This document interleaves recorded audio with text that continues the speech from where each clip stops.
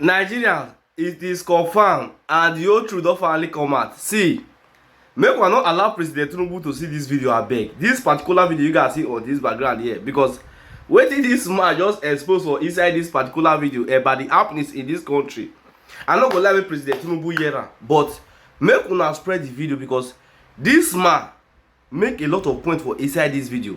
Make una hear this man im own reaction for so many questions wey dey ask am for inside this interview. Im own reaction for so many questions wey dey ask am about the happenings in this country, but na wetin come tell President Tinubu at the ending of this video. Na wetin shock me, and make una share the video. Economic issues of Nigerians. Give us your assessment of the current situation, economic situations, insecurity, and all of those. My general assessment is that the government was totally unprepared to conduct the economic reform policies it had put online. The key measures they took, the fuel subsidy, floating of the naira, had very severe impact on the value of our currency and on the income of ordinary Nigerians. And the net effect was a dramatic decline in terms of the incomes and survival of Nigerians. That brought massive suffering. And the problem with the way the government conducted it was that they did not plan palliatives to address this suffering and misery of the majority of Nigerians. When Nigerians began to complain about the cost of transport, for example, the government promised massive supply of new vehicles that will be using compressed gas. 3 years later, we haven't seen that, and the cost of transport have continued to rise. And of course, currently, with the crisis between Iran, the United States, and Israel, transport costs have continued to remain extremely high.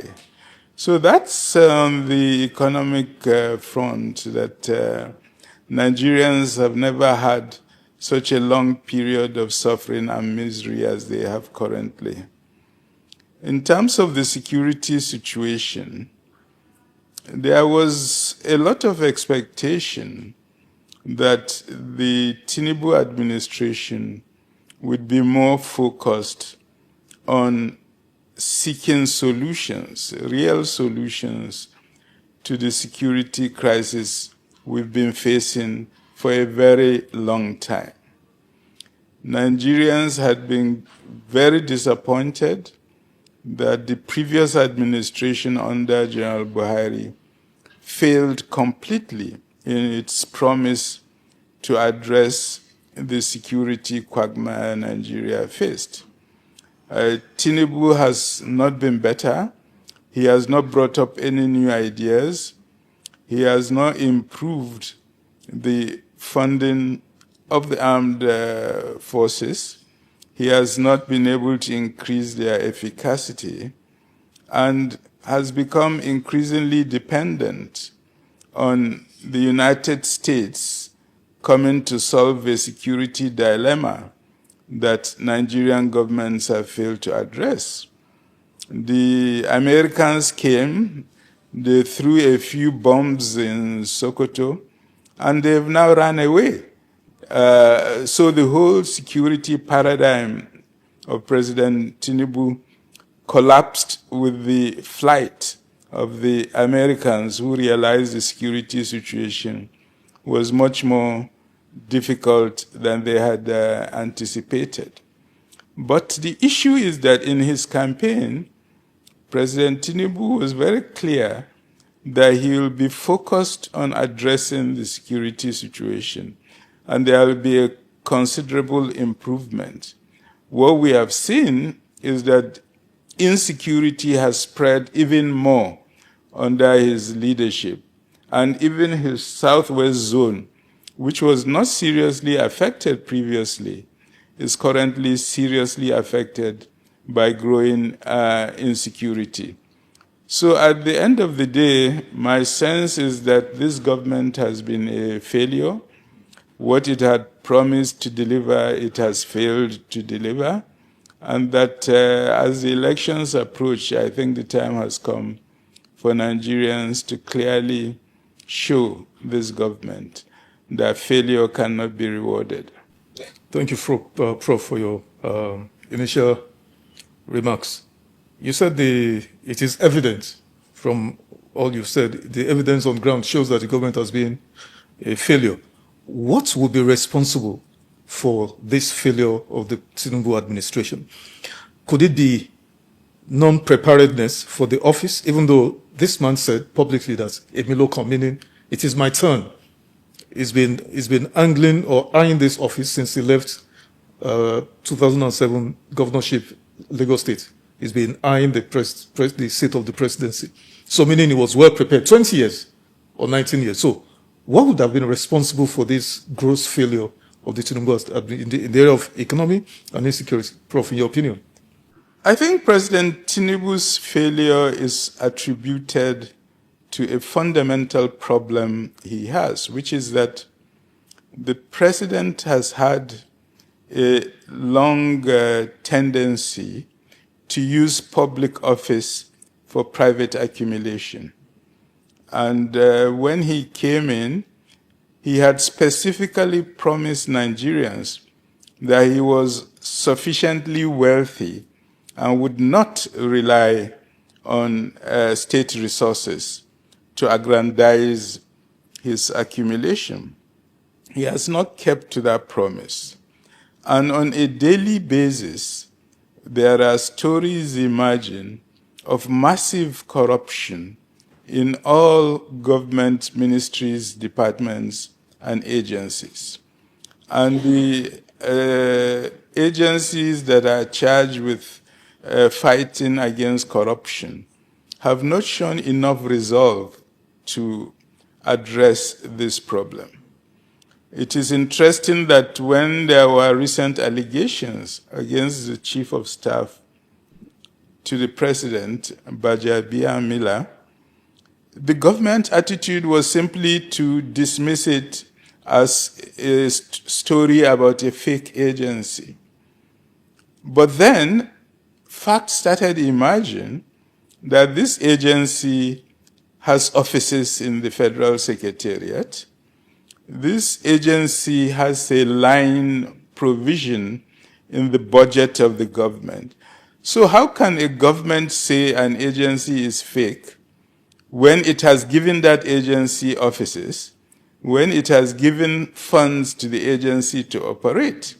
It was these discoveries that the government's position had no rational explanation to what we were seeing, that the government decided, okay, they will take it as a serious issue and then ask the ICPC to investigate it.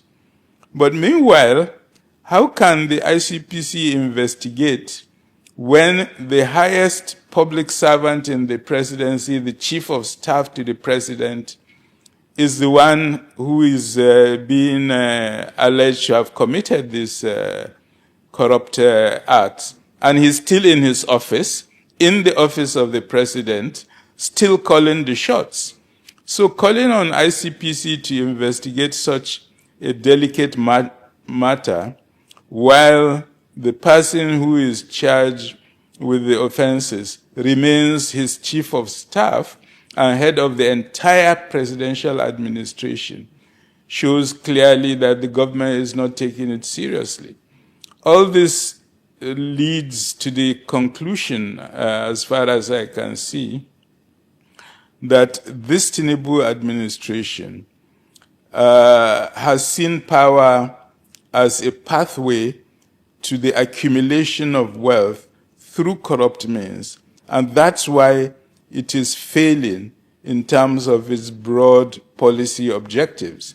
You cannot focus on stealing public resources while at the same time achieving your policy objectives. You have to do one or the other, and unfortunately they are doing the other. Okay, we're going to come to this issue of the scandal involving the chief of staff and the individual, the prince. But now that you touched on it, I think we better just deal with it. But before I even ask you on that, we'll dig into that. Prof, the party, APC, had a manifesto before Tinubu came to office. They had the Tinubu, campaign organization. They had a manifesto, renewed hope agenda. So, sir, I'm trying to understand, was it that manifesto was a complete ruse? It was just a document designed to deceive the people, or was it just that they didn't implement it, or they were implementing it half-heartedly? Because everything you hear is, renewed hope, construction, renewed hope, this, renewed. What's going on, Prof? Where's the disconnect between the manifesto and actual governance? Well, I actually, during that 2023 election, I studied the manifestos of the APC, but also that of Peter Obi and Alhaji Atiku. And it is very interesting that the three manifestos were actually very similar to each other in terms of prioritizing a policy framework that will generate jobs, that will generate wealth, a policy commitment to combating corruption, a policy commitment to promotion of national integration. So the elements of the three manifestos were very similar. But as a political scientist, what I know is that a manifesto is meaningless except if the person who wins that election has the focus and determination to implement that manifesto. So my sense is that my own study shows me that the Renewed Hope Agenda manifesto was a very good manifesto. And if they had followed that manifesto, this country wouldn't be where it is today.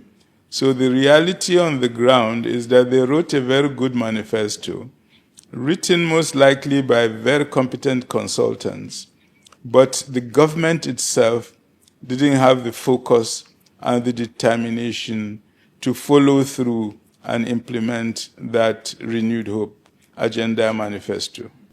Interesting. So let's come to the issue you referenced earlier, the issue of the scandal, the alleged scandal in the presidency involving the chief of staff to the president and the certain Prince Adeni Adeyemi, where he had made all sort of allegations against the chief of staff that he was promised a job to be appointed as Director General of the Presidential Foreign Investment Promotion Council, to which he was asked to pay a bribe, 600 million. He gave 400 million, remaining 200 million naira. And then, of course, the chief of staff came out to denounce him last year. He was arrested. The go-between suddenly was found dead in a hotel in Utako. Strange fire incident. Assassination attempts were also made on him, the prince now, I mean. And, of course, the presidency came out through the media advisor, Bayo Onanuga, to also call the guy and the agency fake, a ghost agency, fictitious agency, and so on and so forth. Of course, further revelations have shown that there is nothing such as a ghost agency, because document trail have shown correspondence between the SGF's office and this guy, this so-called ghost agency, National Assembly, budget lines, budget accounts everywhere. So, Prof, my questions are, when this news broke, and I haven't observed and studied everything that has emerged, what's your view on this entire situation? To be frank, when I was thinking of this issue, I was saying, is this not a scene from a novel where mafia bosses are running government and all that? That's what it appeared to me, because this is the first time in the history of this country where a government official will come out because he doesn't like a story and deny an agency that government created, that government funds, that government allocated offices to, does not even exist. It's never happened in the history of this country. And it's what we call in political science a blatant lie, that when you are really pushed to the wall, don't tell a small lie. It will be pushed away. Tell the biggest possible lie. So that's the sense in which I understood what Onanuga was saying in his statement, the bold lie, the big lie, the shattering lie. But I think the important thing at the end of the day is that when the facts came up, Nigerians recognized that no, there is an attempt to divert the country from the reality of what had happened. And this person who made the allegations, he's definitely as corrupt as the rest of them, because nobody is supposed to give a bribe for a position. So it's not somebody that comes out as an anti-corruption agent. He comes out as a corrupt politician who is angered and disappointed in terms of his own objectives, which he has spelled out and had not been achieved the way he saw it. And what it showed is that, well, this issue of corruption by this powerful individual who is chief of staff to the president, that we have all been hearing about, but as rumor. Now somebody is coming out to give us facts. And what should have happened is that it shouldn't have needed a presidential directive for the anti-corruption agencies to investigate. That's their job. You don't have to, you are not supposed to wait for presidential directive when you see a clear case of corruption or clear allegations of corruption. You are supposed to investigate on your own and pursue the matter. And the correct thing for them to do was to do a preliminary investigation, see what the facts say, and on the basis of those facts, request from the president that this person be suspended from duties, because definitely they cannot investigate fully while he's in power, while he's running the entire staff of the president. There's no way they can do a successful investigation. So this directive that they should investigate without forcing this individual to step down from office is not a serious decision to make. And it shows a total lack of commitment to getting this agency to dig in and discover the real facts. I think it's a huge mistake this government is making in thinking they can sweep such a huge matter under the carpet. Nigerians are not going to accept it. And at the end of the day, I think the right thing to do is to suspend him from his duties and ensure the investigations are thorough. I would have preferred a situation where an independent judicial commission of inquiry is set up with full powers to properly investigate this matter and bring out the facts to Nigerians. Thank you for watching that video. So guys, before you leave, look at the down here. Do well to subscribe and also put on notification bell so that whenever we upload any video in this great platform, you will be the first to see it. And please don't forget to drop your comment at the comment section what you think about this video, your opinion as well. See guys, this is where I'm going to end the video, and I will see you guys some other time.